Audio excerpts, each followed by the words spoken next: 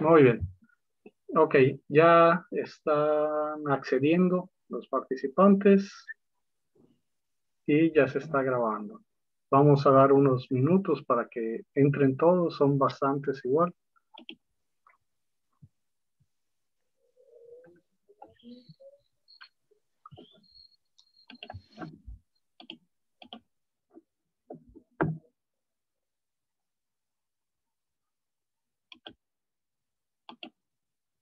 Ok, bueno, ya está. Entonces vamos a iniciar. Buenas tardes, bienvenidos de nuevo al simposio Intercambios entre la psicología y las ciencias sociales que estamos organizando por parte de la Facultad de Ciencias Humanas de la Universidad Autónoma de Baja California, el Cuerpo Académico Psicología y Educación y el Laboratorio de Investigación Experimental del Comportamiento. Hoy estamos llevando a cabo la tercera ponencia para la cual invitamos al doctor Gabriel Velázquez, que amablemente aceptó. Estoy seguro que esta ponencia va a ser igual de enriquecedora que las anteriores que hemos tenido. Es un tema muy interesante, poco abordado, al menos desde lo que yo he conocido en el análisis de la conducta. Entonces, espero que sea una ponencia a la que todos nosotros, tanto estudiantes como profesionales, le saquemos provecho. Eh, Antes de iniciar la ponencia, no, el doctor Juan Carlos Castellanos nos va a apoyar leyendo una breve reseña de la trayectoria académica del doctor Gabriel Velázquez. Si nos puedes apoyar, por favor, Juan. Muy bien, muchas gracias, Felipe. Como ya comentaba el doctor Felipe, antes que nada, pues agradecemos al doctor Gabriel Velázquez González, ¿sí? La pertinencia, digamos, de contribuir esta tarde y de venirnos a compartir, ¿no? Un poco de su conocimiento, su trayectoria y sus experiencias en torno, bueno, al tema de análisis experimental, ¿sí? Que es de lo que nos va a estar hablando esta tarde. Y me voy a permitir hacer la breve semblanza, ¿sí? Para que conozcamos un poco de su trayectoria. El doctor Gabriel Velázquez González obtuvo el grado de licenciado en Psicología por la Universidad de Guadalajara, así como el grado de maestro y doctor en Ciencias del Comportamiento, opción Análisis de la Conducta por el Centro de Estudios e Investigaciones en Comportamiento de la Universidad de Guadalajara. Sus intereses actuales, bueno, se centran en modelos animales y recientemente, bueno, se ha desempeñado como profesor investigador titular en la división multidisciplinaria Ciudad Universitaria de la Universidad Autónoma de Ciudad Juárez.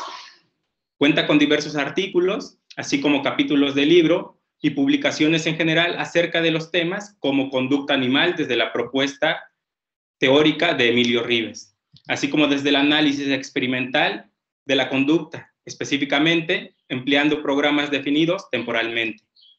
Además, cuenta con publicaciones relacionadas con temas de salud y educativos. Actualmente trabaja en áreas temáticas como el estudio de la cultura y el autocontrol ético, desde la conceptualización de la metacontingencia propia del análisis experimental de la conducta. Dicho de esta manera, pues cedemos la palabra al doctor Gabriel para que nos comparta esta linda plática.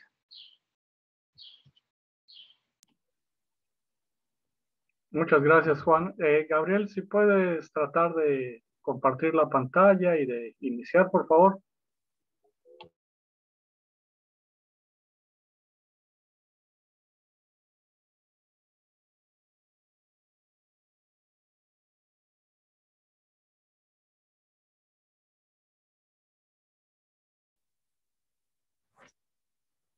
Hola, buenas tardes a todos.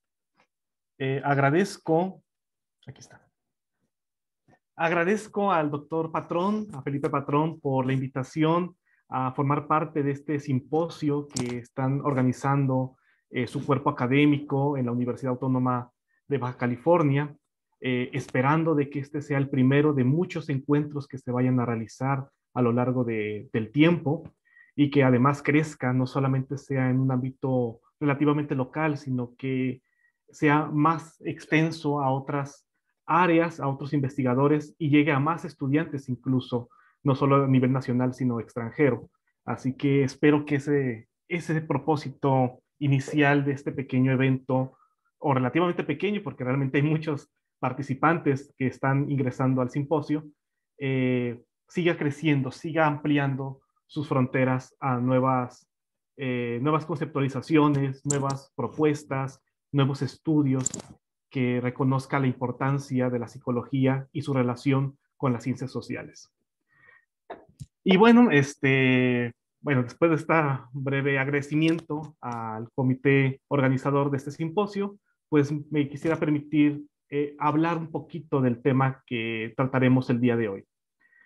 El título es un poco, que le puse a esta presentación, es un poco llamativo. Es hablar de una nueva área de estudio que podríamos llamar análisis experimental de la cultura, como el germen surgido a partir del análisis experimental de la conducta. Básicamente es como un reflejo de esta ciencia, la ciencia de la psicología.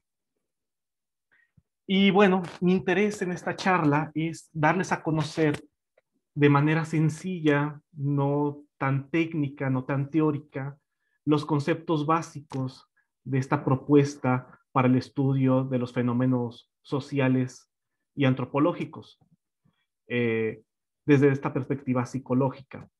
Así que intentaré que no sea tan pesada esta charla, ni tampoco tan extensa, porque a veces me descubro a mí mismo hable y presentando evidencia y entusiasmándome sobre estos temas, que pierdo la noción del tiempo y a veces puede que me pase de la hora establecida por el simposio. Así que intentaré autocontrolarme, autocontrol ético, por cierto, como mencionaban en la reseña, y trataré de ser un poco conciso, pero sin dejar de ser claro y ameno en las explicaciones que demos sobre este tópico. Ay, déjenme nada más averiguar cómo, aunque funcione bien esto. Ahí está. Muy bien. Primero tenemos que dar algún antecedente. Antes de entrar de lleno al área de análisis experimental de la cultura, tendríamos que hablar de dónde proviene esta noción. Y pues el término o el concepto para referirnos a esta nueva área de saber sería el análisis experimental de la conducta. Primero definamos brevemente, es una breve introducción a esta, que el análisis experimental de la conducta, el AEC, como generalmente se resume, se abrevia, se hace referencia a la ciencia de la conducta, que consiste en una serie o un conjunto de métodos, metodologías, hallazgos empíricos, evidencia empírica que se ha reportado a lo largo de muchos años, básicamente ya más de un siglo de investigación, y teorías que permiten a las personas, a los investigadores, describir, explicar y predecir el comportamiento de los organismos. Aquí organismos, hago referencia a todos los animales, tanto animales como humanos. Recordemos que también nosotros somos una especie animal. Bueno, esta sería como la caracterización general. Evidentemente hay mucho más que se puede hablar acerca del análisis experimental de la conducta. Es un amplio área que permite la explicación del comportamiento y de los fenómenos psicológicos, pero que, bueno, por cuestiones de tiempo no nos vamos a centrar en ella. Simplemente es la parte introductoria que nos permita entender de dónde viene el estudio de la cultura para un psicólogo. Sin embargo, sí es importante reconocer unos supuestos generales que guían la investigación en esta área, en el análisis experimental de la conducta, que en general se pueden resumir en 4. Primero, la conducta de los organismos se explica en función de los eventos ambientales. Eso implica el abandono de las nociones mentalistas, espirituales, volitivas, que se consideraban intrínsecas a los organismos y que los motivaban a actuar de cierta manera. No, si vamos a estudiar el comportamiento de personas o animales, o como veremos más adelante, de grupos sociales o culturas, tenemos que enfocarnos en reconocer qué eventos medioambientales están siendo determinantes para la aparición de dichos comportamientos. Otra conceptualización o supuesto general es que los conceptos psicológicos tradicionales, como, bueno, para todo estudiante de psicología de conocer, serían los de inteligencia, pensamiento, lenguaje, incluso emociones, no son explicaciones de la conducta, sino que refieren a formas, o a lo más que podría referir es a formas de comportamiento. De esta manera, uno no puede decir que ama a alguien porque está enamorado. Más bien es la acción que hace hacia esa persona que demuestra el enamoramiento. Igual pasa con cualquier otro fenómeno en psicología. No estoy llorando porque estoy deprimido. Estoy deprimido porque estoy llorando. Esa sería como la diferencia. A veces es sutil entender esta noción de que los fenómenos tradicionales en psicología no son las causas, sino la consecuencia de lo que nosotros vemos comportamentalmente hablando.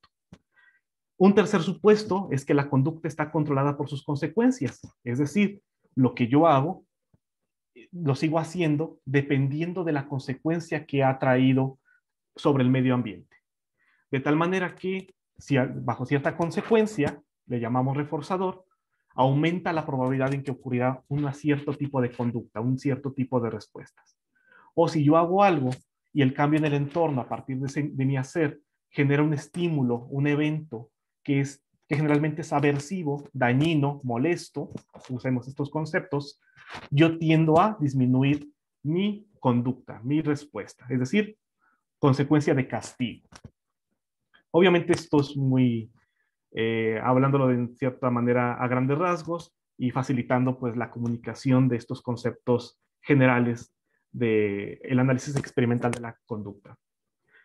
Un cuarto supuesto, que es a lo mejor el punto donde entra en quiebre el estudio de las prácticas culturales con el estudio de la conducta, es que para el ASE, el estudio de la conducta se realiza sobre organismos individuales en distintas condiciones. Condiciones que pueden ser cambios físicos en el entorno, cambios biológicos a partir del consumo de alguna sustancia o el estado fisiológico del organismo, o estados sociales o entornos sociales que otros organismos o elementos sociales se encuentran alrededor o en cierto momento en que se evalúa un comportamiento. En el análisis experimental de la cultura no vamos a hablar de organismos individuales, vamos a hablar de culturas, conjunto de individuos. Ellos van a ser nuestro sujeto de estudio. Es decir, ya no son participantes, son culturas lo que vamos a evaluar. Pero no nos adelantemos, es simplemente el reconocimiento de en qué puntos vamos a ser diferentes los analistas experimentales de la conducta con los analistas experimentales de la cultura. Como parte de estos antecedentes, hay que retomar cómo se ha conceptualizado la conducta social por parte de los psicólogos. Skinner, por ejemplo, reconocía que el comportamiento social era aquel que ocurría cuando estaban dos o más personas juntas, ya sea una de estas personas con respecto a la otra, es decir, un intercambio donde dos o tres o cuatro individuos, los que sean, estaban en contacto y la acción de uno afectaba al otro y ante esa acción el otro respondía y la respuesta se convertía en estímulo para el primero y este respondía a ese estímulo, etc. Esa era la parte de comportamiento de dos personas, una con respecto a otra, o también el comportamiento social se podría reconocer como el efecto en el comportamiento de todo un grupo de individuos a partir de el medio ambiente, los cambios medioambientales. Cómo un evento medioambiental afecta el conjunto de individuos que se está comportando en una situación concreta. Este último aspecto, obviamente, permite reconocer que la conducta social o el comportamiento social se guía o sigue los principios básicos del comportamiento operante. Es un comportamiento que surge por cuestiones medioambientales, se presenta a partir de los cambios medioambientales en que la conducta ocurre y además es dependiente de las consecuencias de la conducta englobada de todos los integrantes de una comunidad. Entonces empezamos ya a vislumbrar los aspectos básicos, los bloques de construcción relativos a esta nueva forma de concebir el comportamiento social. Es un comportamiento de muchos individuos que se basa o que está determinado por los mismos principios que la conducta individual. Aunque vamos a ver las grandes diferencias que hay respecto de esto con el estudio del comportamiento en individuos. Pero para poder entender esta separación, tenemos que reconocer los distintos niveles de selección. De hecho, ya Skinner asumía que el comportamiento humano es la combinación de 3 niveles de selección: filogenético, ontogenético y cultural. En presentaciones o charlas anteriores ya se habló brevemente acerca de los niveles de selección, cómo es que los distintos fenómenos comportamentales generales dependen o se pueden analizar bajo 3 niveles de selección. El más básico es el nivel filogenético, en el cual las características de una especie se seleccionan por las contingencias de supervivencia a partir de la selección natural. Los principios explicativos acerca del cambio y mantenimiento de especies animales a partir de la teoría evolutiva de Darwin. Creo que esa es la parte, digamos, biológica, o es el nivel de comprensión de fenómenos en la naturaleza que le correspondería a las ciencias biológicas. ¿Por qué ocurren los cambios y la permanencia también de rasgos en ciertas especies animales? No hablamos de individuos de estas especies, sino en general toda la especie de organismo vivo, planta, animal, hongo, bacteria, etc. Sobre este nivel filogenético se desarrolla un segundo nivel de selección, llamado por Skinner ontogenético, y en algunos textos incluso hacen mención de este nivel como comportamental, donde ahora ya no se seleccionan características generales de una especie, sino se seleccionan repertorios comportamentales específicos de un organismo, que estos se seleccionan a partir de la consecuencia que tiene la conducta sobre el entorno o sobre el medio ambiente. Es decir, lo que yo hago, lo sigo haciendo a partir de las consecuencias que tiene en el entorno, o lo dejo de hacer a partir de las consecuencias que tuvo mi hacer en su momento. Ese sería el nivel que correspondería al estudio de los fenómenos en psicología. Cómo es que la experiencia, la vida individual de un organismo permite el desarrollo, la aparición de nuevas formas de comportamiento. Pero ahí no queda la cosa. Skinner todavía fue más allá y pensó, ¿qué pasa cuando tenemos un grupo de individuos que se comportan de manera individual? O sea, que su comportamiento se origina a partir de contingencias individuales, pero que comparten espacios en común o que están en íntima interrelación entre ellos. En este caso, se concibió un tercer nivel de análisis, el llamado nivel cultural, donde ahora no son la selección simplemente de conductas individuales a partir de sus consecuencias, sino de prácticas culturales, haceres que muchos individuos realizan en conjunto y de manera similar, y que se mantienen por las mismas consecuencias dadas por el entorno social. Parece lo mismo que en el nivel ontogenético, pero vamos a ver que no es exactamente así. Porque ya no estamos hablando del organismo cuya conducta se mantiene por su consecuencia, sino las conductas de muchos organismos que se mantienen por la consecuencia que tienen estas conductas. Hay que notar ese aspecto. Respuestas o acciones o conductas de organismos que tienen una consecuencia. Esa es la parte medular, ese es el punto que tenemos que tomar en cuenta para distinguir entre el análisis del nivel ontogenético y cultural, que es una consecuencia para muchos comportamientos. Esta noción generada o expresada por Skinner, que aunque fue desarrollada en algunos trabajos, por ejemplo, Walden 2, los trabajos en conducta humana y social, o incluso en conducta verbal, no fueron tan elaborados al final de cuentas. Quedaron de cierta manera en ciernes, esperando que alguien más los desarrollara. Fue entonces que en 1988, 87, no estoy seguro, empieza el boom por recuperar estas nociones que Skinner había planteado en sus documentos, en sus escritos sobre conducta social. Y una de las propuestas que se establecieron para el desarrollo de esta nueva conceptualización de los fenómenos sociales fue la propuesta por Sigrid Glenn, ahorita que se encuentra ahí en pantalla, una señora muy simpática, por cierto, quien ella decidió definir la cultura reconociéndola a partir de una definición operacional, reconocer qué es cultura. Recordemos que si nosotros nos hablan acerca de cultura, a veces decimos, la ópera, las pinturas, sí, cosas que hace gente fifí. Pero nunca podemos definir qué es cultura. Glenn propone una definición de la misma de manera operacional, estableciendo que cultura corresponde a patrones de comportamiento que son aprendidos y transmitidos socialmente y a los productos de dicho comportamiento. Es decir, liga los fenómenos sociales, un fenómeno social como es la cultura, con las bases psicológicas sobre las cuales éste debería construirse. Patrones de comportamiento aprendido. Es el nivel ontogenético que mencionábamos en la diapositiva pasada.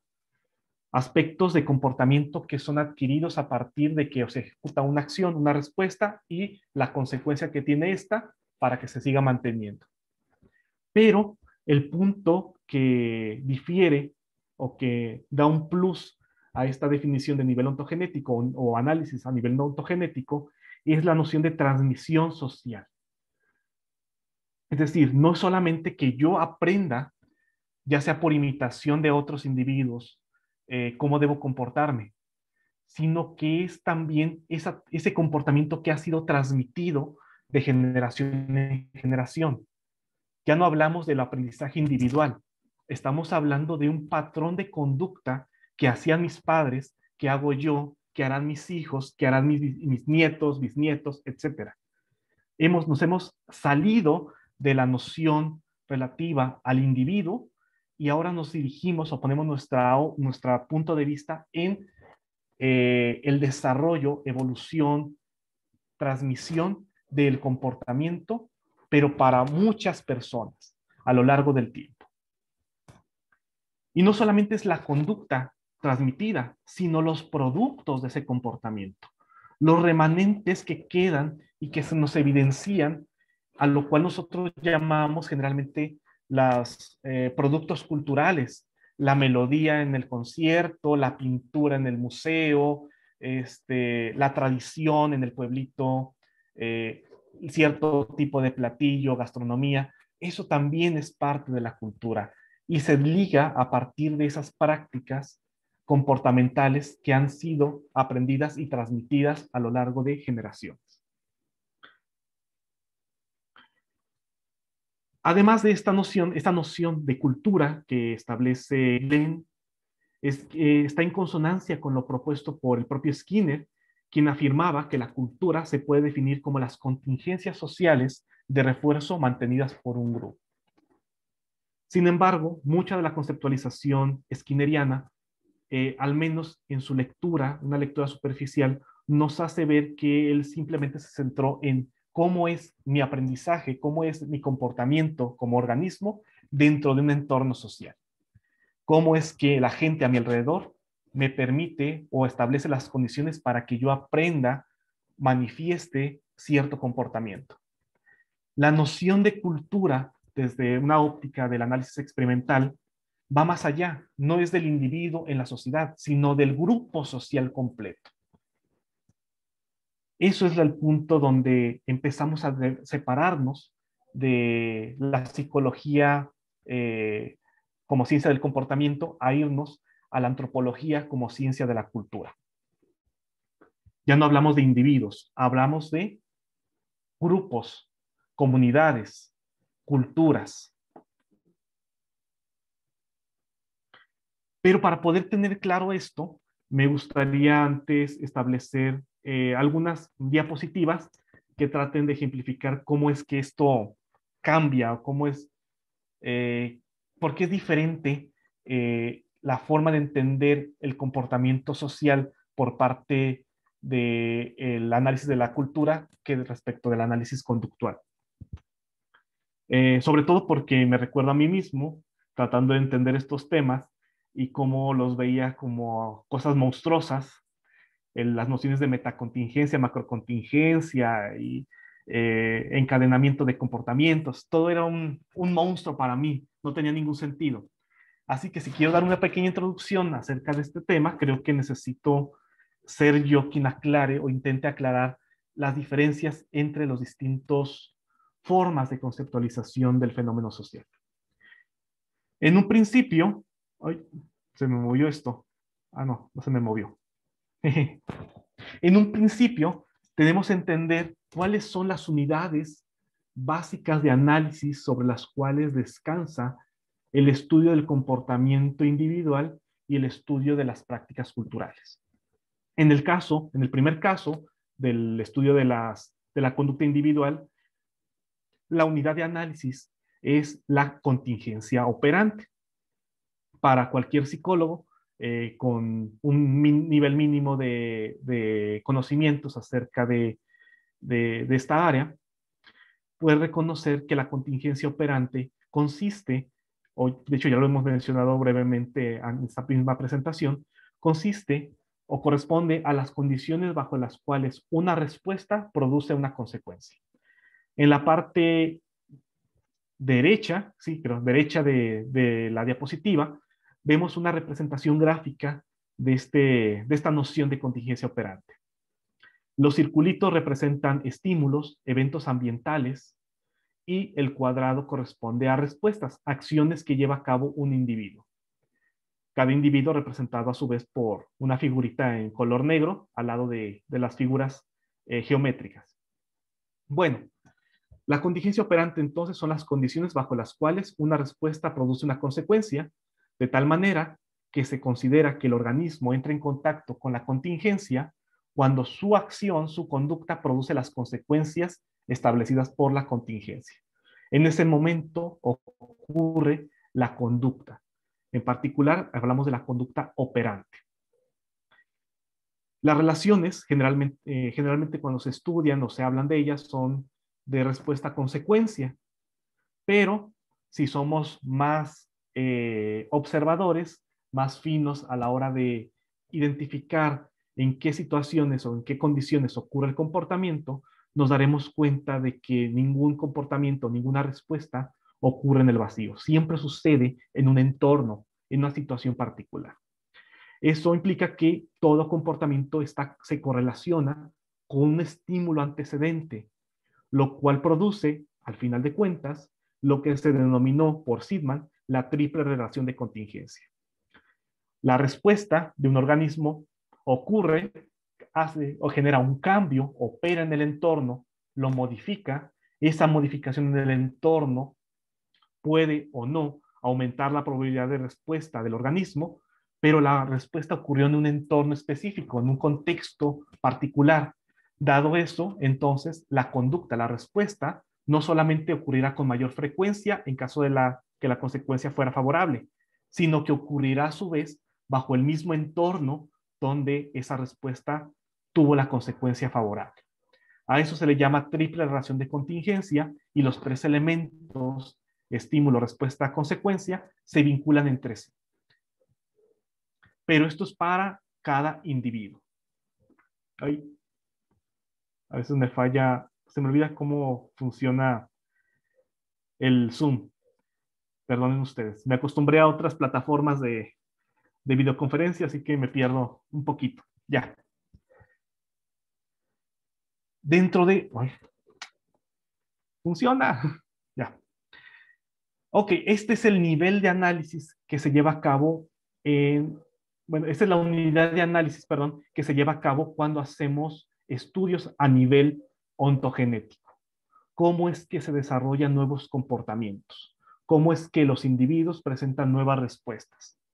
Aparece una respuesta, aparece una conducta, esta tiene un efecto sobre el entorno, sí, esto genera un cambio en el entorno y puede aumentar la probabilidad de ocurrencia de dicha respuesta, y además esa respuesta ocurre en cierto contexto particular, por lo cual la conducta se presentará nuevamente en el mismo contexto para que tenga la misma consecuencia. Si seguimos este análisis y lo vamos ampliando, vamos haciendo que sea más complejo aún, entramos al terreno de las llamadas macrocontingencias, donde ahora la conducta de los individuos, o es el conjunto, mejor dicho, voy a decirlo como define, como lo puse en la diapositiva, es el conjunto de diferentes acciones o topografías de respuesta de diferentes individuos bajo un control común posterior, es decir, bajo un control de una consecuencia en común.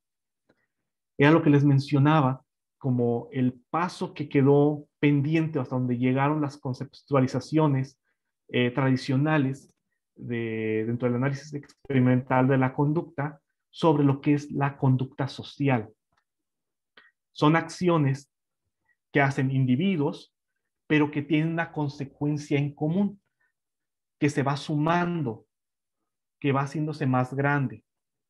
Un ejemplo de macrocontingencia podríamos nosotros identificarlo en la política pública que se dio para frenar o menguar los efectos de la pandemia que hemos vivido el último año, donde se solicitaba a los individuos, a cada persona, que evitara salir, que evitara tener contacto con otros individuos, con otras personas, que usara cubrebocas, etc.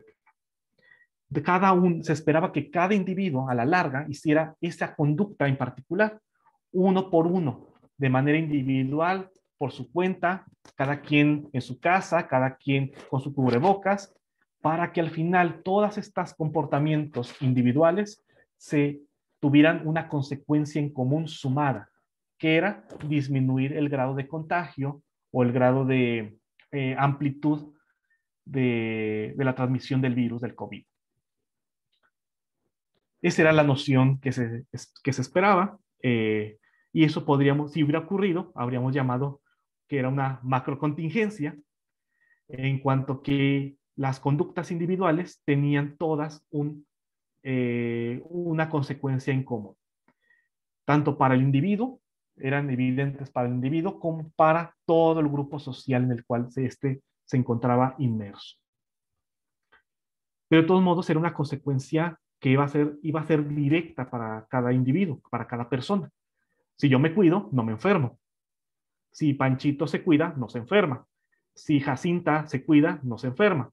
Pero si todos nos cuidamos, la consecuencia final es no va a haber propagación del virus. Y de esa manera, si no hay propagación del virus, nadie se enferma.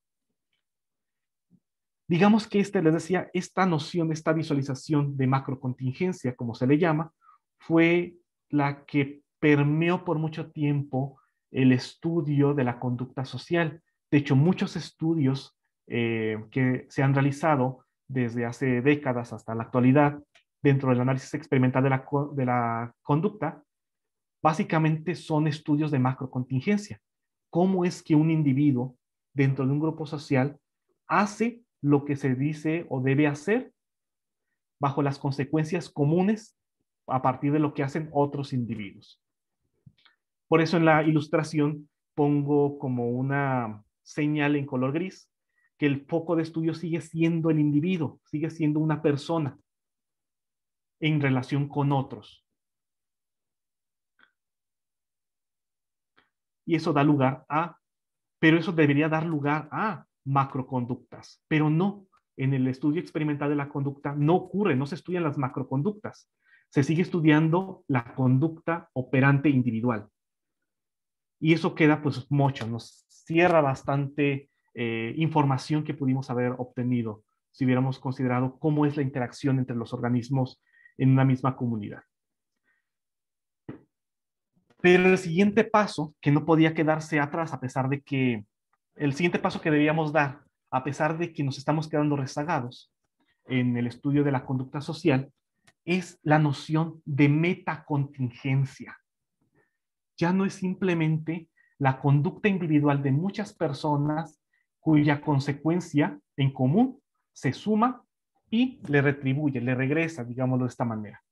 No, ya no es así.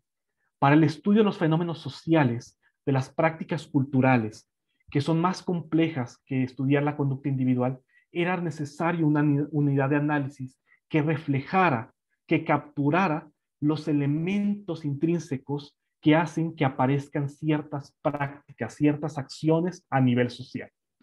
Es aquí donde entra el papel de Sigrid Glenn, estableciendo esta nueva unidad de análisis para el estudio de la cultura. ¿Qué consiste la metacontingencia? Consiste en principio contingencias individuales entrelazadas o contingencias conductuales entrelazadas. Cada individuo se comporta por su cuenta bajo cierta condición ambiental, cierto estímulo. Ante ese estímulo se presenta una respuesta, la cual tiene su propia consecuencia.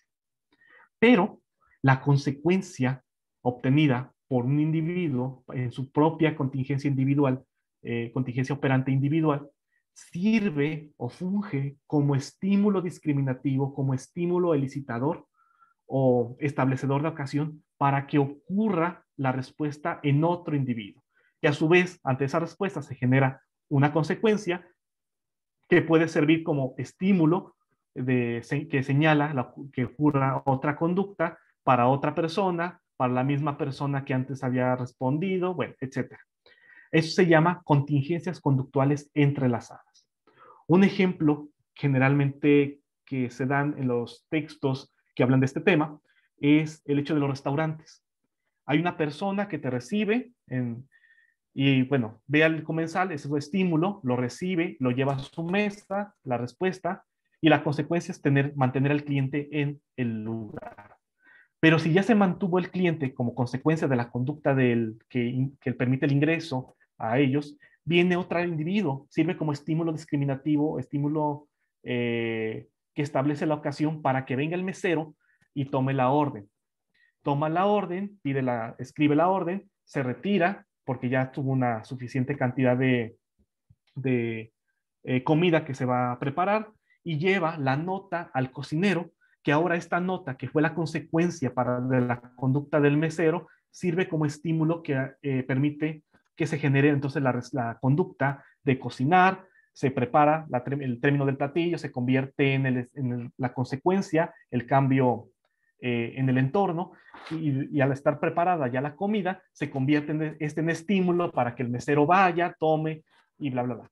Son todos estos encadenamientos de conductas entre los individuos que al final generan un producto agregado, que es la experiencia de comer en el restaurante, que es degustar un platillo con cierto sabor, con cierto sazón, con cierta preparación.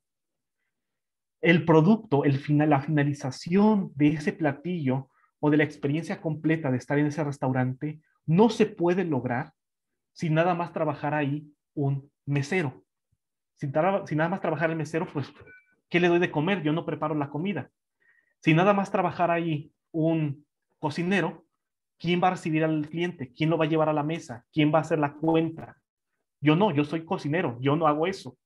Se necesitan las conductas entrelazadas de todos los miembros que integran el restaurante para que se genere la experiencia de restaurante, de la comida, del alimento totalmente preparado. Entonces, la consecuencia o el producto que se genera a partir de las contingencias conductuales entrelazadas es algo más que las consecuencias individuales producidas por la contingencia operante individual de cada uno de los miembros de esa comunidad, de ese grupo. Se requiere, ya no es hablar de una suma como eran las macrocontingencias, es algo más, algo que no se logra con la simple suma de consecuencias a partir de conductas individuales. Se requiere toda una organización para que se genere una consecuencia final, un producto agregado, el cual puede tener como función convertirse en una consecuencia cultural.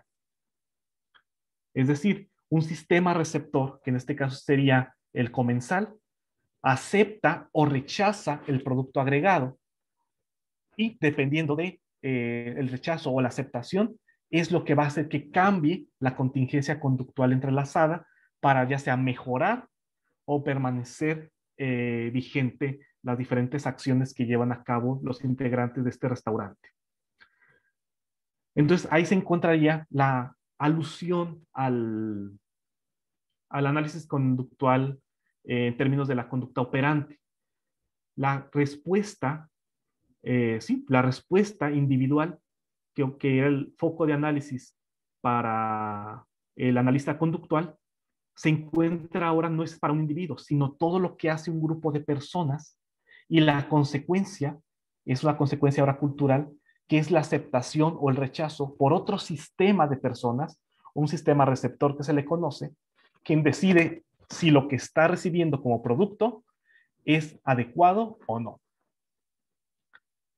Y si es adecuado, entonces se mantiene el entrelazamiento de comportamientos. Si no es adecuado, entonces empieza a generarse cambios en el entrelazamiento, modificando comportamientos individuales que a la larga genera el cambio cultural completo.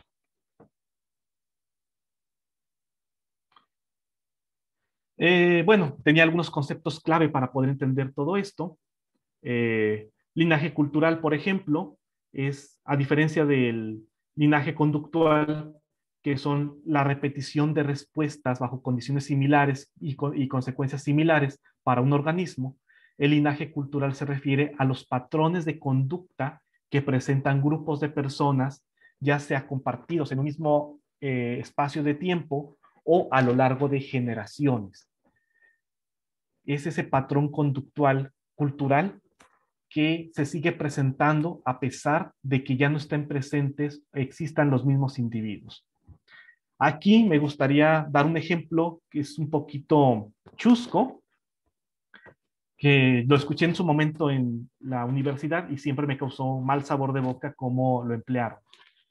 Es el experimento, creo que ni siquiera es real, no estoy muy seguro si es real, el de unos simios. 3 simios son encerrados en una jaula y cada vez que intentan tomar unos plátanos que se encuentran en la parte superior, son castigados arrojándoles agua. Así se les ocurre varias veces, a todos ellos se les castigó cada vez que intentaron tomar. Se saca uno, entra uno nuevo y pues intenta tocar las cosas y los 2 simios que habían quedado ahí lo detienen y dicen, no, no, porque nos van a castigar. Bueno, usando esta metáfora de que si dijeran nos van a castigar, pero pues, obviamente no hablan. Se saca otro de los simios originales, se mete uno nuevo, si este intenta tomar los plátanos de la parte superior, los otros 2 lo retienen y pues para que no lo haga. Porque, bueno, serían castigados en caso de que intentara tomar los plátanos. Sale el tercero de los originales y ya son 3 nuevos organismos que nunca fueron expuestos al castigo y aún así evitan ir por los plátanos. Si alguno lo intenta, los otros lo retiran. Digo que me quedó mal sabor de boca con este experimento, que le digo que no sé si es verdadero o simplemente es un experimento mental, porque lo tomaban, en la universidad lo tomaban como de, así la sociedad nos controla e impide que podamos expresar nuestras potencialidades, cuando en realidad era un simple ejercicio de cómo es que incluso ciertas conductas tan básicas para nosotros son mantenidas sin que nosotros sepamos por qué. El uso del lenguaje, un ejemplo clarísimo es el uso del lenguaje. ¿Por qué tengo que llamar a esto vaso? Pues porque alguien más me enseñó, me transmitió la práctica cultural del uso del lenguaje y la respuesta conveniente o establecida para que esto se llame vaso, lo interior se llame agua, pero yo no tuve que inventarme, yo no tengo que estar inventándome palabras, inventar sonidos para expresar las cosas que hay. El uso del celular, también alguien más me lo transmitió. Tal vez no de manera puntual de que voy a darte la clase acerca del celular. No, me lo transmitieron al ver películas, al ver videos, al ver a otras personas usándolo, al ver que es tan intuitivo de manejar. Entonces, todas las prácticas, mejor dicho, conductas que parecen ser individuales, realmente son parte de un linaje cultural, no conductual, porque dependen de que lo que yo estoy haciendo en este momento lo harán otras personas en el futuro. Me encargaré yo, tal vez no de manera consciente y formal, como abanderado, pero yo voy a transmitir el uso del lenguaje, el uso de cierto idioma, el uso de cierta tecnología, el uso de cierta práctica tradicional a otras personas. Ese es el linaje cultural. Ya no es simplemente mi conducta individual que se mantiene por sus consecuencias, sino que es transmitido, sino que ahora el punto de estudio ya no es lo que yo hago, sino lo que muchas personas van a venir haciendo, ya sea en un mismo momento, aquí y ahora, todos nosotros estamos en un linaje cultural que implica asistir a una conferencia, sentados frente a una computadora o con nuestro celular, pero estamos pegados a esto y lo hacemos de manera, parece que lo hacemos de manera voluntaria, individual, cuando en realidad somos parte de toda una cultura, una que va a ser mantenida para la siguiente sesión, para las siguientes conferencias, para más adelante otros eventos académicos. Entonces, esa es la diferencia entre el linaje cultural y conductual. También hay otros conceptos que también pueden ser importantes o interesantes de conocer, como cúspide conductual, que podría, aunque no lo mencionan así los autores, yo lo he considerado como el germen de las revoluciones sociales, como acciones que también son prácticas culturales de individuos, pero que no forman parte necesariamente de la metacontingencia, van ocurriendo en más y más personas y siguen dando un resultado mejor, un producto agregado que es aceptado mejor por el sistema receptor. Que a la larga, si eso sigue, si eso se mantiene, al final estos comportamientos individuales van a formar parte ahora del linaje cultural y se van a volver como parte de una práctica. Un ejemplo que puedo dar ahorita que se me ocurre es cómo antes en televisión había tanta burla sobre, bueno, si ustedes se acuerdan, en su momento hubo programas como el Show de la Barandilla, donde la gente se burlaba de las personas que salían alcoholizadas en la noche, los fines de semana, y las cosas que pasaban, la gente que estaba borracha en las calles, o tenía un accidente, o estaba haciendo transvestismo en las calles de la ciudad, y cómo la gente se burlaba, cómo el periodista llegaba y decía bromas acerca de ello.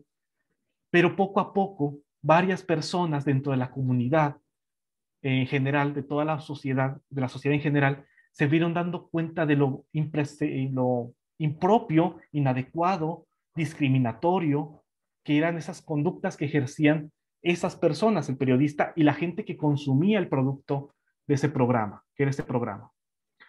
Y poco a poco el cambio fue dándose a partir de una cúspide, a partir de conductas individuales que fue aumentando como una cúspide, por eso el término cúspide conductual, como una montaña, que va haciendo cada vez más personas que se adhieren a cierta práctica que termina eliminando la que antes existía, desapareciendo este tipo de programas de televisión, ciertas prácticas, ciertas acciones van siendo eliminadas, ciertas formas de discriminación van siendo eliminadas porque nuevas personas, por contingencias individuales, van agregándose al linaje cultural de la población, de la comunidad, y lo va transformando, lo va eliminando, lo va modificando, mejor dicho.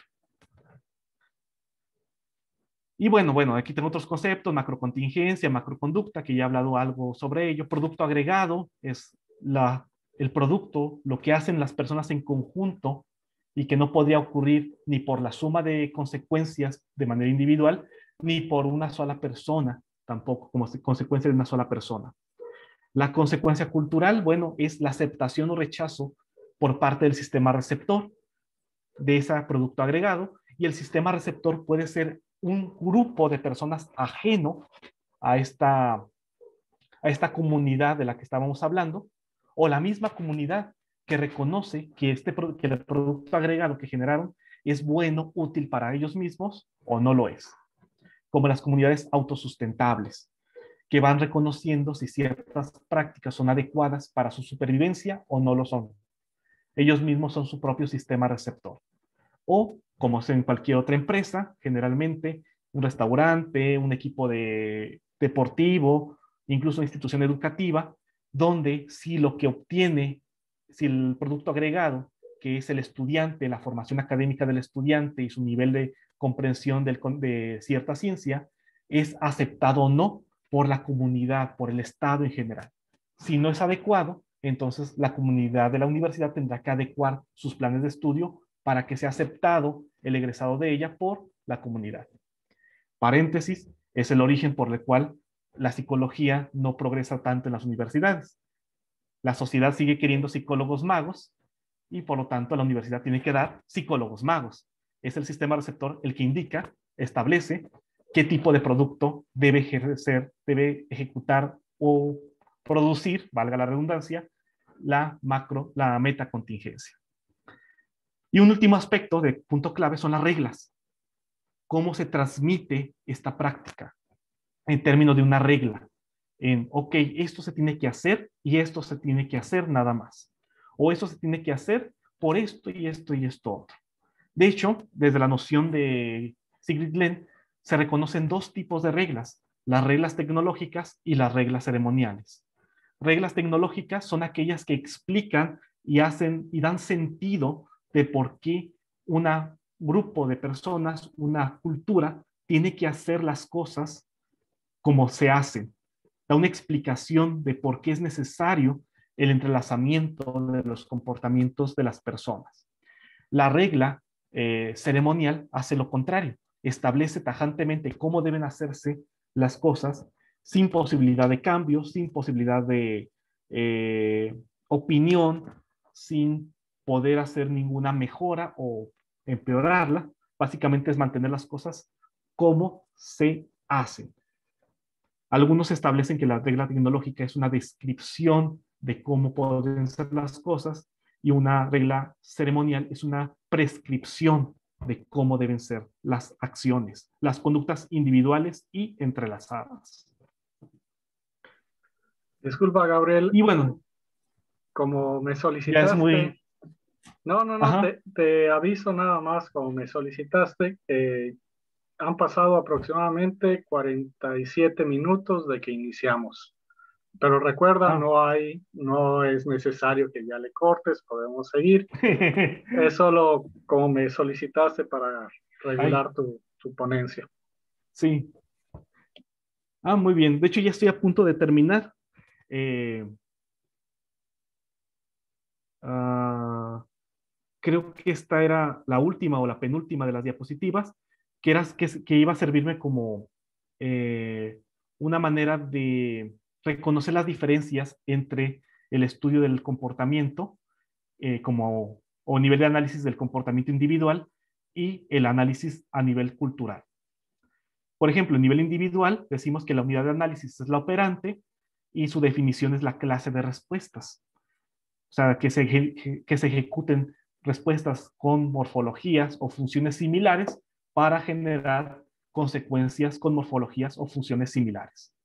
El procedimiento en el análisis individual implica la contingencia operante, que también mencionamos previamente, la triple relación de contingencia o las condiciones en las cuales un comportamiento produce una consecuencia, pero de manera individual, y el proceso vinculado al estudio individual del comportamiento es el de reforzamiento y castigo, donde los cambios en las características de la respuesta de la conducta son debidos a el tipo de consecuencia o de contingencia que está en vigor, ya sea una contingencia de tipo reforzamiento o de castigo. De manera similar, aunque no igual, el estudio de la cultura implica estas tres mismas cosas. La unidad de análisis es la culturante, es decir, el vínculo entre contingencias conductuales entrelazadas y los productos agregados generados por ellas.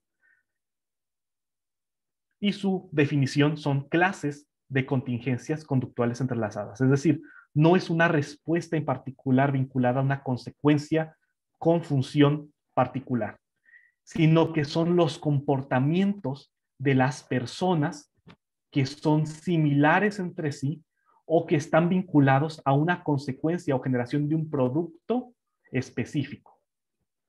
Entonces ya no hablamos de estudio individual, estamos hablando de un estudio de muchos individuos, donde el individuo o el sujeto de estudio ya no son los individuos que conforman la cultura, sino la cultura en sí. Todos, las 10 personas que están trabajando en el restaurante, es mi objeto de estudio, mi sujeto de estudio. El proceso de la metacontingencia son las condiciones bajo las cuales la culturante, es decir, las contingencias conductuales entrelazadas que producen el producto agregado, producen la consecuencia cultural. Una consecuencia cultural que aumenta o disminuye la culturante. Similar a lo que pasa con reforzamiento y castigo, pero que no es igual. De hecho, no existen aún términos adecuados para hablar acerca del símil de reforzador y evento punitivo en el caso del estudio cultural. Aún no existe eso. El procedimiento es incremento de la culturante o decremento de la culturante. Su símil era reforzamiento y castigo en el estudio tradicional de la conducta individual. Les digo, aún no existe un término que sea el símil en cultura para la noción de reforzamiento en ámbito individual, ni tampoco para castigo. Así que se le llama incremento culturante o decremento culturante respectivamente. ¿Qué son los cambios en las características de una culturante debido a la exposición a la metacontingencia? Es decir, a la consecuencia cultural. Aumento o disminuye la existencia, la permanencia, mejor dicho, de ciertas conductas entrelazadas por parte de los miembros de la cultura de la cual estamos nosotros estudiando. Y ahora sí, la última diapositiva era un breve resumen de qué tipo de investigaciones se han hecho. Y ya con eso terminaría. La investigación empírica, bueno, primero, los desarrollos teóricos surgen a partir de los años 80, es relativamente reciente, pero aún es más reciente la investigación empírica que se ha hecho. El primer estudio que se tiene registro acerca de el análisis experimental de la cultura como tal fue elaborado por Vichy o Vicky, no estoy muy seguro cómo se pronuncia su nombre, es un nombre portugués, y Glenn, allá por 2009. Y a partir de ahí ha venido a darse un boom en el desarrollo de investigaciones en el terreno de las metacontingencias y el análisis de la cultura. Algunas características de esos estudios es que se han hecho principalmente con humanos. Básicamente, casi la totalidad de los estudios son con humanos. Hay 2 con animales, con palomas y con peces, nada más. Son los únicos 2 que hay con animales. Los resultados son cuestionables por lo pronto, porque la metodología aún no es no ha sido adecuada para el empleo de modelos animales. Las microculturas experimentales implican pocos integrantes. Lo máximo que se han hecho son 4 participantes por microcultura, pero eso no significa que sean pocos participantes. Significa que la microcultura que está en vigor en cierto momento es pequeña, de 4 personas, pero la cantidad de participantes puede aumentar bastante, porque puede darse estudios que implican cambio generacional. Algo similar a lo que mencionaba con el experimento de los changos. Sale uno, entra otro, sale uno, entra otro, sale uno, entra otro, y así sucesivamente, siendo 20, 40 participantes los que van entrando y van formando estas cadenas, estos linajes culturales. Algo así como cambio generacional de padres a hijos, a nietos, a bisnietos, etcétera, acerca de una práctica o una acción que lleva a cabo una familia como cultura. Y las tareas que se han empleado en los estudios son las de colaboración. Es decir, todos tenemos que hacer algo para poder obtener una consecuencia en común. Donde si yo no hago parte de mi labor, pues no se va a conseguir lo que se espera. lo cual estas partes, estos elementos característicos de los estudios, nos permite ver que pues apenas está iniciando esta área de investigación. Queda mucho por investigar. ¿Qué pasa si hacemos estudios con ratas, con otro tipo de animales? ¿Qué pasa con el cambio generacional o si no se da el cambio generacional? ¿Qué pasa si usamos tareas de competición? ¿Qué tal si utilizamos también las nociones o evaluamos empleando esta metodología, la de metacontingencias, las propuestas de Rives y Rangel acerca de, ay, de poder, poder, sanción y, ay, se me fue el nombre de las tres, Intercambio. poder, intercambio, esas nociones de la conducta social, la dimensión de la conducta social, también en tipo de estudios de metacontingenciales. Todavía queda mucho. ¿Qué metodologías han utilizado? Un tablero cuadriculado, donde la gente tiene que elegir filas y dependiendo del tipo de fila que elige, tiene una consecuencia individual o consecuencia cultural. Insertar números en casillas. También la gente tiene que hacer una serie de selecciones de números en cierto orden para obtener una consecuencia individual o obtener una consecuencia cultural para todos o para alguien más. Mover piezas de ajedrez, que es un caballito en un tablero de ajedrez con restricciones en movimiento. Es, entre paréntesis, es la metodología favorita de Todorov allá en Brasil. También se ha utilizado un dilema del prisionero. Es un poquito complejo, no lo he entendido del todo yo tampoco esos estudios, pero son interesantes al final de cuentas. ¿Y qué investigaciones o qué resultados se han revelado? Primero, resultados análogos a los programas de reforzamiento. Se ha descubierto que aumentar o disminuir la frecuencia de la consecuencia cultural tiene efecto sobre la ocurrencia de las conductas entrelazadas. Se ha evaluado los efectos de antecedentes y morfología de respuestas esperadas por parte de los participantes.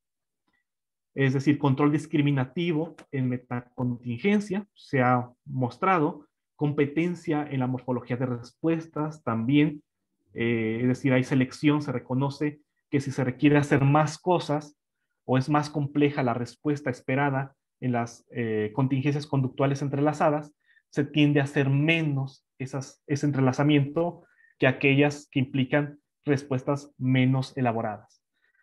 Algo similar, podríamos decirlo, a lo de la ley de igualación en conducta de elección. Las interacciones sociales verbales entre los participantes también se ha evaluado.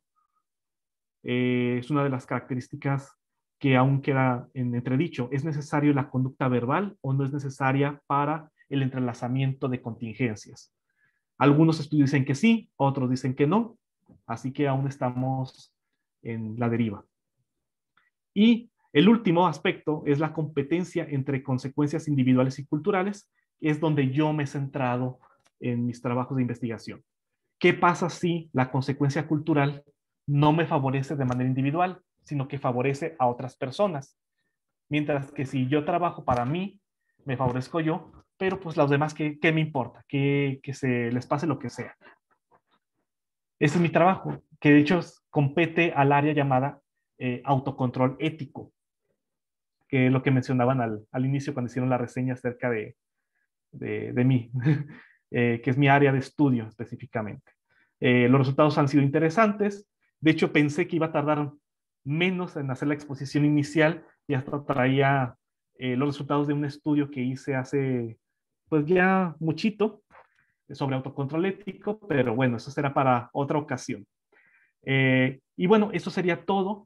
Sería una breve reseña acerca de lo que sería o será el análisis experimental de la cultura, teniendo sus bases en el análisis experimental de la conducta, así como este tuvo sus bases sobre los estudios reflexológicos, fisiológicos, en su momento, allá a principios del siglo XX.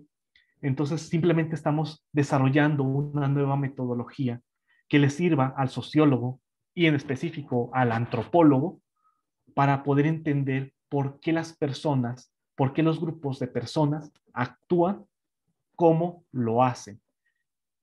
Y pues al final de cuentas, si tenemos en conocimiento fáctico de cuáles son las variables intervinientes, tal vez entonces podamos generar programas de intervención adecuados que mejoren las condiciones de vida de grandes sectores de la población y no simplemente esperar que de manera mágica decirles a alguien que haga las cosas va a generar cambios en toda una sociedad.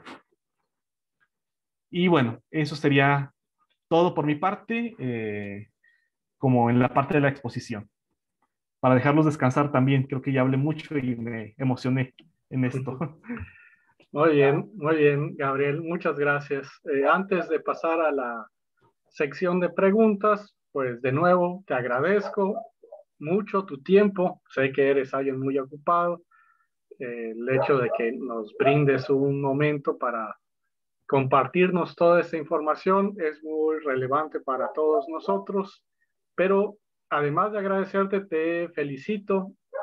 Puedo ver en cómo describes el tema, que sigues, digámoslo así, como trabajando desde el laboratorio, siendo riguroso, siendo ordenado, y eso es algo que, yo, al menos desde mi perspectiva, en toda sección de la ciencia se necesita y se envidia a veces, ¿no? Entonces, te agradezco mucho y te felicito también. Y antes ya de pasar por las preguntas, les recuerdo, estas se están haciendo en el chat. En un momento las vamos a leer para que Gabriel nos pueda responder.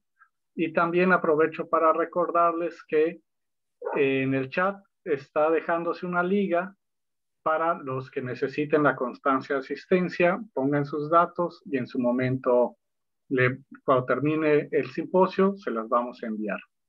Bueno, entonces yo creo que vamos a darle la palabra a la doctora Shamali para que nos ayude leyendo las preguntas que le hicieron al doctor Gabriel, por favor. Hola, buenas tardes. Bueno, en principio, pues es el reconocimiento que hace quienes el día de hoy nos acompañaron en este espacio digital.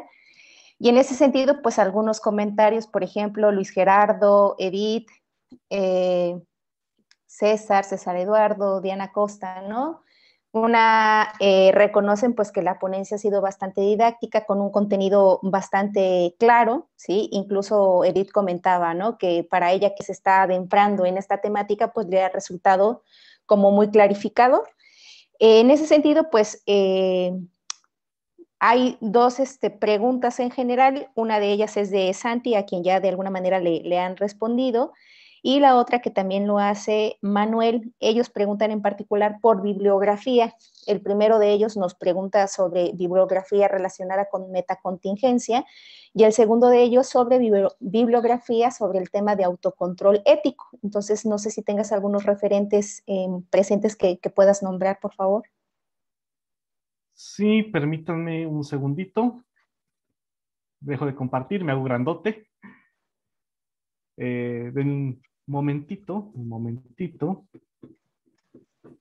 De hecho, le respondían a Santi, por ejemplo, que de metacontingencia están estos trabajos de Glenn del 86, 2004, el número especial de Behavior and Social Issues, y el trabajo de 2016 de Glenn también, ¿no?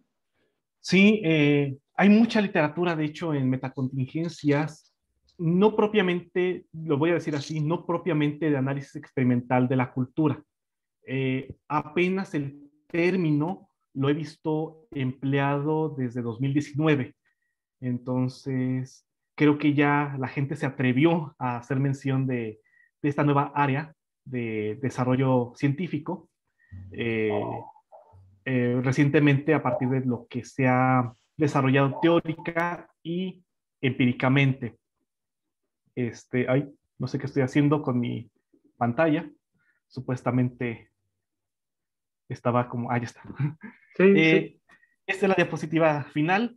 Dejé de compartir la diapositiva porque venía toda una serie de elementos acerca del estudio que les quería compartir, pero que pues ya es demasiado, mucho tiempo que nos tomó llegar a la conclusión. Pero en esta última diapositiva tengo algunos de los, digamos, bibliografía básica, tanto en el terreno de metacontingencias general como del área de autocontrol ético. El área ha sido desarrollada principalmente por Turiño, en Brasil. Bueno, creo que así se pronuncia. Ha sido un problema para mí saber cómo se pronuncian los apellidos en portugués, pero espero que lo esté diciendo bien, y si le llega a oídos de él que lo mencione como Turiño, espero que no se moleste si lo dije mal. Les decía, lo ha hecho Turiño, el área de autocontrol ético, ha sido un área pues relativamente reciente, esta noción de competencias entre contingencias conductuales individuales versus contingencias conductuales entrelazadas, eh, que ha sido, aunque el resultado en general ha sido un poco desalentador, no en el sentido de que los estudios hayan sido hechos mal o tengan resultados que no podamos confiar en ellos, sino que no ha habido evidencia real, empírica, de que exista este comportamiento de autocontrol ético. La gente tiende a ser más egoísta que altruista.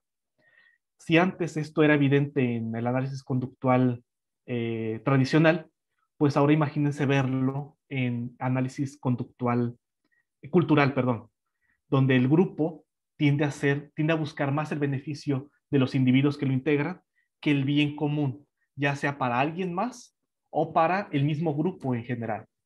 Entonces, eso ha sido como el resultado general que se ha observado.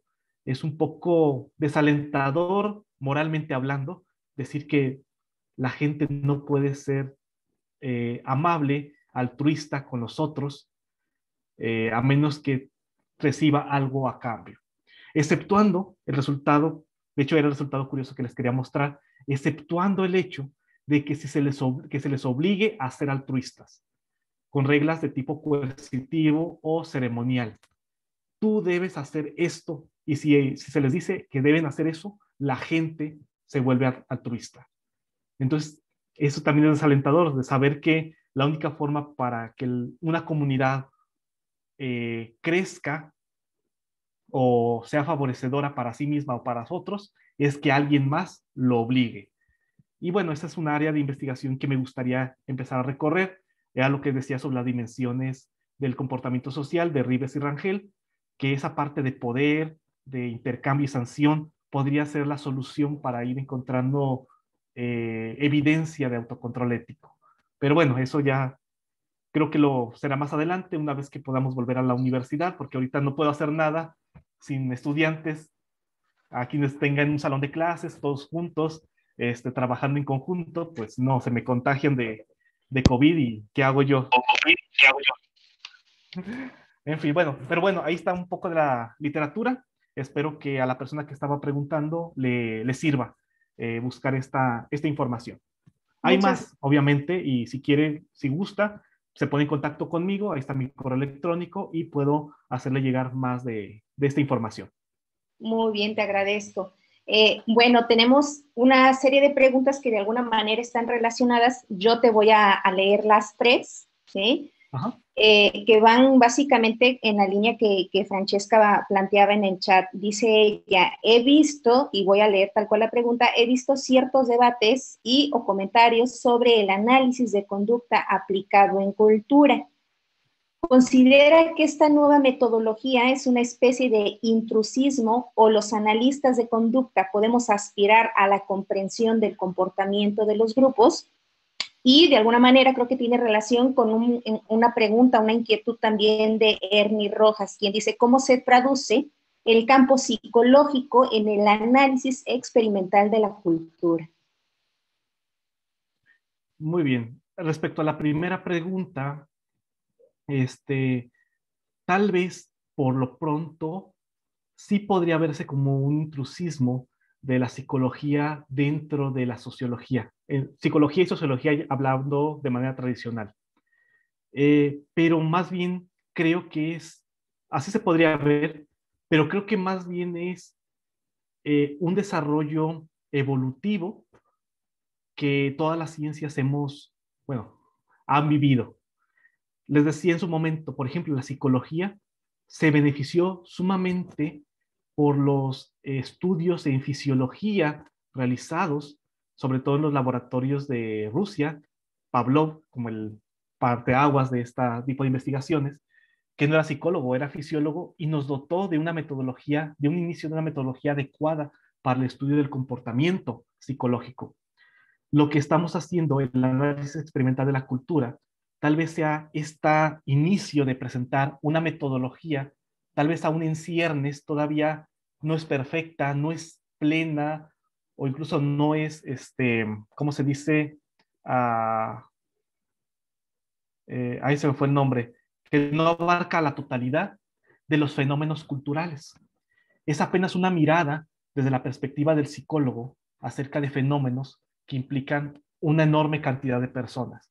Le señalaba incluso que los propios estudios que se han hecho, las microculturas experimentales son pequeñas, son de 4 individuos.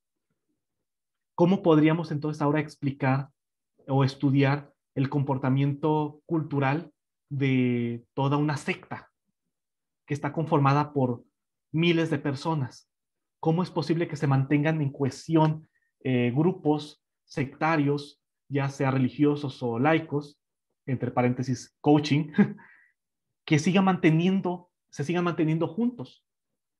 Tal vez aún no tengamos las herramientas para entender estas macroculturas tan grandes de miles de personas, pero bueno, tenemos una herramienta que podríamos dotar, entregar a las ciencias sociales, en específico la antropología como la ciencia especial a la cual estamos enfocados, perdón, y que ellos después desarrollen su propia metodología y que nosotros como psicólogos empecemos con entablar entonces vínculos, puentes de conexión.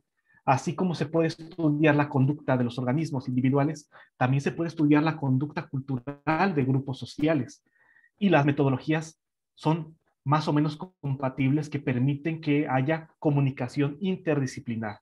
Tal vez ese sea el final del camino al que nos dirigimos. Tal vez ahorita sí sea intrusivo, pero no es el objetivo final. No es que queramos psicologizar la sociología. Simplemente queremos tener un instrumento, una herramienta que nos permita a nosotros, como analistas del comportamiento, entender fenómenos que quedan alejados de nuestro objeto de estudio, pero que están vinculados con él. La conducta de los organismos, objeto de estudio de nosotros, ocurre también en ámbitos sociales. Entonces, creo que no es algo malo y creo que vamos, espero, por buen camino. Es una propuesta, además, tampoco tenemos que casarnos con ella, simplemente veamos hacia dónde nos lleva. Es relativamente reciente esta noción, así que no creo que sea algo malo, algo perjudicial. La segunda pregunta no me acuerdo, es porque me explayé. No, de alguna manera recoge, ¿no? Esto que viene comentando, y en ese sentido creo que es muy pertinente incluso el comentario, la pregunta de Esmeralda. Ella dice, por ejemplo, que se queda pensando en si podríamos, dice, en este sentido, tomar como referencia la cultura social como una parte más enfocada en la historia interconductual de cada individuo. Y sí, de hecho, es algo importante reconocer esos elementos que rodean a las personas, bueno, cualquier organismo que se comporta a nivel psicológico. No solamente es lo que hace el organismo y las consecuencias en su entorno, sino todo lo que viene atrás en su historia, lo que ha vivido, las experiencias que ha tenido, cuántas veces ha sido expuesto a contingencias de reforzamiento similares o diferentes, qué tipo de estímulos ha recibido como consecuencia o como castigo. Es indispensable también saber toda esa parte. Y entre las condiciones de historia, pues se encuentra la parte social. la parte de la comunidad a la cual pertenece. Incluso tal vez deberíamos irnos más allá y entender la historia de la misma sociedad. ¿Por qué existe cierto patrón o por qué se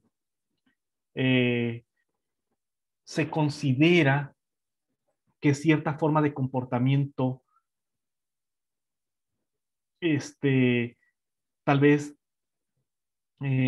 discriminatorio, perdón, sigue permaneciendo en las familias cuando aún así, aunque vemos televisión, aunque hay campañas de gobierno, aunque hay profesores, aunque hay psicólogos que nos dicen que esas formas de comportamiento no son adecuadas, siguen permeando, siguen estando ahí.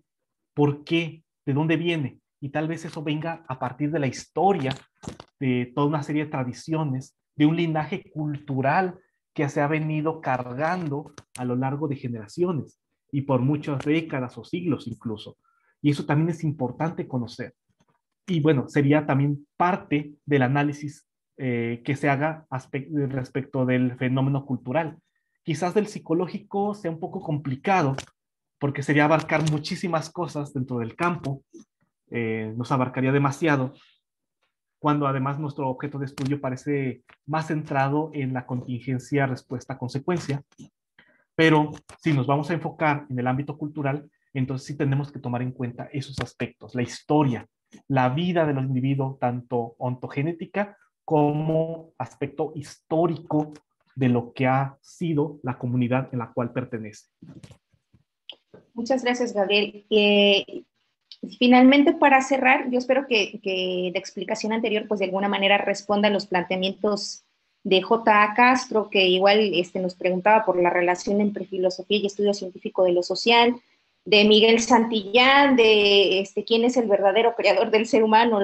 Entiendo por dónde va su pregunta, pero bueno, creo que finalmente tu explicación es abarcativa, creo que cubre todos estos frentes de estas preguntas, ¿no? Decía, para cerrar, una pregunta muy concreta elaborada por Francisco Gómez, que tiene que ver con la macrocontingencia. Dice él, el producto agregado sería definitorio de la macrocontingencia. ¿Y cómo se define el producto agregado? ¿Podría haber productos agregados que sean parte de las contingencias entrelazadas que a su vez estén relacionadas a otros productos agregados? Muy bueno, de hecho es una muy buena pregunta. Sobre la segunda parte, primero la respondería, es que sí podrían haber. Al final de cuentas, la actividad humana está ligada a diferentes aspectos de su realidad social. Por ejemplo, la persona que trabaja no solamente forma parte del área laboral en la cual pertenece, sino también las relaciones de amistad entre compañeros de trabajo, su propia familia, amigos fuera de casa, pareja, la interacción entre vecinos, etcétera. De tal manera que el producto, la consecuencia de la conducta individual de un individuo, de una persona, puede tener efectos como estímulo que establece la ocasión para que otras personas hagan diferentes cosas.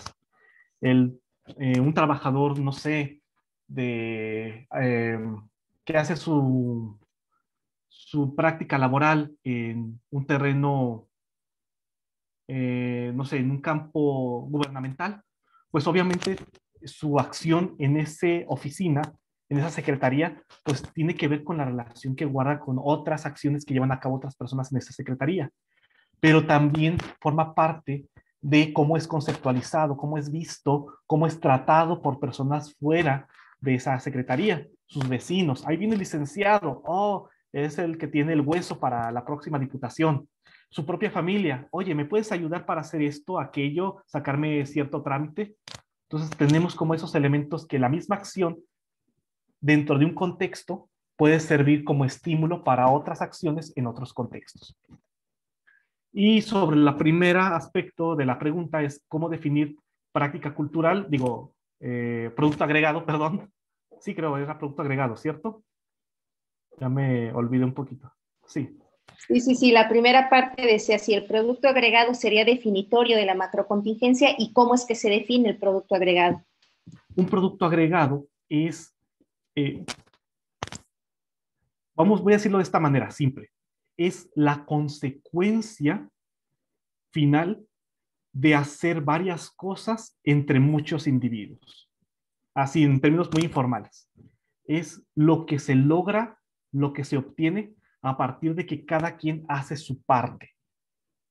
Pero no son partes o son acciones individuales. No es como cuando hacemos una exposición, cuando íbamos a la escuela y nos decía el profesor, hagan su exposición acerca del cerebro, y nos separábamos en equipos y decíamos, yo voy a hacer esto, tú vas a hacer eso, yo voy a hacer eso, y después llegamos al el día de la clase y lo juntamos todo.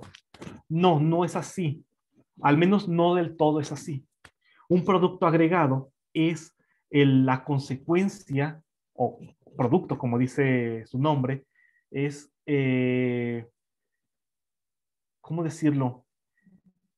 Sí, pues es la consecuencia, es lo que se obtiene a partir de que cada uno de nosotros que formamos parte de una comunidad que tiene como objetivo conseguir cierta acción, cierto logro, se consiga, se lleve a cabo para que se consiga. Es decir, es el criterio de logro que se espera o conseguir por parte de una comunidad donde cada uno de los integrantes de esa comunidad actúe para poder conseguir ese objetivo.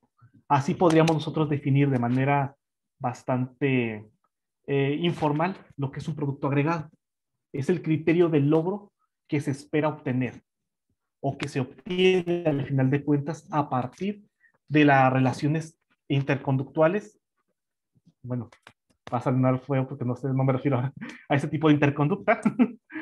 Entre conductas, para no causar un conflicto de términos, es la interrelación entre conductas que generan es el objeto de logro, esa finalidad que se esperaba, que puede ser que cumpla el objetivo o no lo cumpla.